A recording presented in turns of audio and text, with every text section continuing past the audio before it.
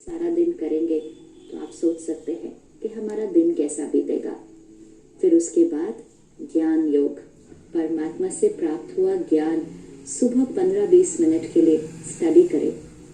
एक जीवन जीने का तरीका है कि हम बाहर की दुनिया में क्या हो रहा है वो सुबह सुबह स्टडी करते हैं। तो सुबह सुबह मन में टेरर, वायलेंस एंड बाकी सब जो दुनिया का समाचार है वो ही भर जाता है। और दूसरा जीवन जीने का तरीका है कि हम परमात्मा के ज्ञान से एक सही जीवन जीने के तरीके से अपने दिन की शुरुआत करते हैं।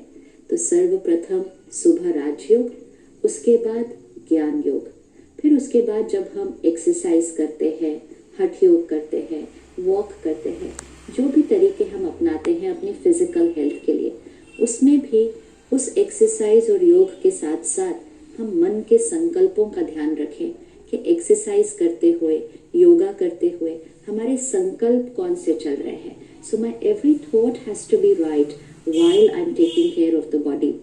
जब हम प्राणायाम करते हैं, ब्रीद इन ब्रीद आउट, तो सिर्फ ब्रीद इन और ब्रीद आउट नहीं, लेकिन साथ साथ अपने मन और शरीर में अक्यूमुलेटेड जो सारे टॉक्सिन्स हैं, पुरानी बातें पकड़ के रखी हुई है, उनको सारा बाहर रिलीज करें और परमात्मा का प्यार, उसकी पवित्रता, उसको ब्रीथ इन करें। तो जब हम श्वास के साथ साथ संकल्पों का भी ध्यान रखते हैं, तब हमारा मन हमारे शरीर के साथ एक सही कनेक्शन बनाकर योग में है। फिर जब हम दिन में अपने कर्म में आते हैं तो हम अटेंशन रखें, हमारा हर कर्म परमात्मा की याद में हो, हर कर्म सही हो, हर कर्म सिर्फ हमें सुख न दे लेकिन औरों को भी सुख दे। ये है कर्म योग। भोजन खाएं तो सात्विक भोजन खाएं, क्योंकि अन्न का असर मन पर होता है। भोजन खाने से पहले परमात्मा को याद करके उस भोजन के वाइब्रेशंस को सर्वश्रेष्ठ शक्ति से भरकर फिर उस भोजन को स्वीकार करें। और सबसे इम्पोर्टेंट बात, जो धन कमाते हैं, क्योंकि धन का असर अन्न पर पड़ता है, अन्न का असर मन पर पड़ता है और मन का असर तन पर पड़ता है। तो जो हम धन कमाते हैं वो धन दुआओं के साथ घर आए। धन कमाते समय सिर्फ अपना फायदा नहीं, अपने फायदे से पहले औरों का फायदा सोचे। तो अब से भोगी जीवन नहीं, दुख कलह कलेश का जीवन नहीं, योगी जीवन।